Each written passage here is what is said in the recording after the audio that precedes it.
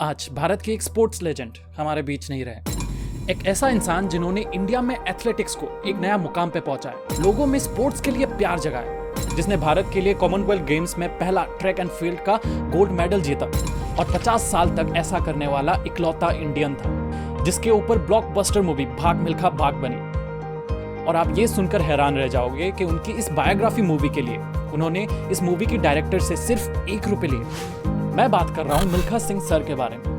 मिल्खा सिंह और उनकी पत्नी पिछले महीने कोविड पॉजिटिव पाए गए थे, जिसके बाद उन्हें हॉस्पिटलाइज किया गया था। बट ये एक ट्रेजेडी है कि उनकी पत्नी निर्मल मिल्खा सिंह, जो हमारे नेशनल वुमेन्स वॉलीबॉल टीम की कैप्टन भी रह चुकी है, और हमारा स्पोर्ट्स लेजेंड मिल्खा सर, दोनों हमें एक साथ छोड़ के चले गए। आज हमारी ये वीडियो मिल्खा सर के लिए एक ट्रिब्यूट है, क्योंकि उनकी लाइफ स्टोरी से हमें बहुत कुछ सीखने को मिलता है। अगर आपको लगता है कि उनकी कहानी लोगों तक पहुंचनी चाहिए, तो इस वीडियो को लास्ट तक देखिए और अपने दोस्तों के साथ शेयर कीजिए, क्योंकि रियल लाइफ हीरोज की कहानी बड़ी ही मुश्किल से लोगों तक पहुंचती है। मिल्खा सर को उनकी जीवन की शुरुआत से ही ट्रेजेडी मिली। 1947 की इंडिया पाकिस्तान पार्टीशन में उन्होंने अपनी माता पिता खो दी। तब वो सिर्फ 15 साल के थे। मिल्खा सर आर्मी ज्वाइन करना चाहते थे, पर 3 बार रिजेक्ट होने के बाद भी उन्होंने हार नहीं मानी और 4th अटेम्प्ट में उन्होंने आर्मी ज्वाइन कर ली। आर्मी ज्वाइन करने के बाद उन्होंने स्पोर्ट्स में इंटरेस्ट लिया। मिल्खा सर अपनी प्रैक्टिस सेशन में इतने फोकस्ड और इतने मेहनती थे कि कभी कभी उनके प्रैक्टिस के दौरान उनके पैरों से खून निकल आता था और कभी कभी तो बेहोश तक हो जाते थे।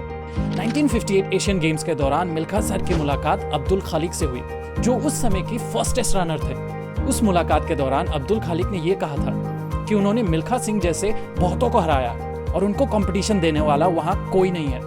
पर मिल्खा सर ने अब्दुल खालिक को 100 मीटर रेस में हराकर गोल्ड मेडल अपने नाम किया।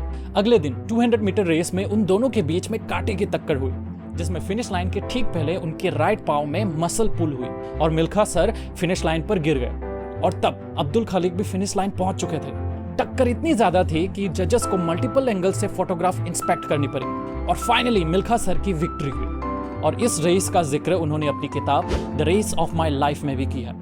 1960 में उन्हें लाहौर में एक रेस के लिए इनवाइट किया गया था, पर इंडिया पाकिस्तान पार्टीशन से जुड़े कुछ कड़वी यादों के लिए वो वहां जाना नहीं चाहते थे। फिर हमारे भारत के प्रधानमंत्री जवाहरलाल नेहरू ने उन्हें खुद जाने के लिए पूछा और तब जाकर उन्होंने ये चैलेंज एक्सेप्ट किया।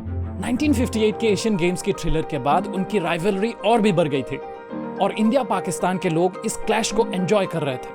वहां भी मिल्खा सर ने अब्दुल खालिक को मात दिया, जिसके बाद पाकिस्तान के prime minister marshal Ayub Khan ने उनसे ये कहा कि आप तो दौड़ते नहीं, आप तो उड़ते हैं। और तब से उन्हें फ्लाइंग सिख के नाम से जाना जाने लगा। पर मिल्खा सर को सबसे ज्यादा प्यार 1960 की रोम ओलंपिक्स में मिला। वो उनकी लंबी दाढ़ी और बाल के वजह से लोगों के बीच में चर्चित थे। तब दुनिया के लोग सिख धर्म के बारे में ज्यादा जानते नहीं थे और उनको वहाँ इतना ज्यादा प्यार मिला क्योंकि वो लोग सोचते थे कि यहाँ एक साधु आया है जो बहुत अच्छा दौड़ता है। वहां उन्होंने 400 मीटर रेस 45.6 सेकंड्स में खत्म किया और 4th पोजीशन में आए। बस 0.01 सेकंड से वो ब्रॉन्ज मेडल जीतने से चूक गए और ये चूक उनको हमेशा सताती थी। लोग उनको उनकी जीत की वजह से नहीं, बल्कि इस हार की वजह से ज्यादा जानते हैं, क्योंकि भले ही वो हार गए थे, पर उनका 45.6 सेकंड्स का रिकॉर्ड एक नेशनल रिकॉर्ड था, जो 40 साल तक इंडिया में कोई तोड़ नहीं पाया। वो हार कर भी हमारे लिए जीत गए थे। मिल्खा सर स्पेशल थे क्योंकि उन्होंने बचपन से ही ट्रेजेडी का सामना करना सीखा। मिल्खा सर स्पेशल थे क्योंकि उनकी मेहनत उनकी प्रायोरिटी थी, फिर चाहे पैरों से खून निकले या खुद बेहोश हो जाए। उन्होंने भाग मिल्खा भाग मूवी के डायरेक्टर से उनकी बायोग्राफी के लिए सिर्फ ₹1 लिया। मिल्खा सर सेल्फलेस थे और इसलिए वो स्पेशल थे, और ऐसे स्पेशल इंसान की कहानी हर एक तक पहुंचाना हमारा मिशन है।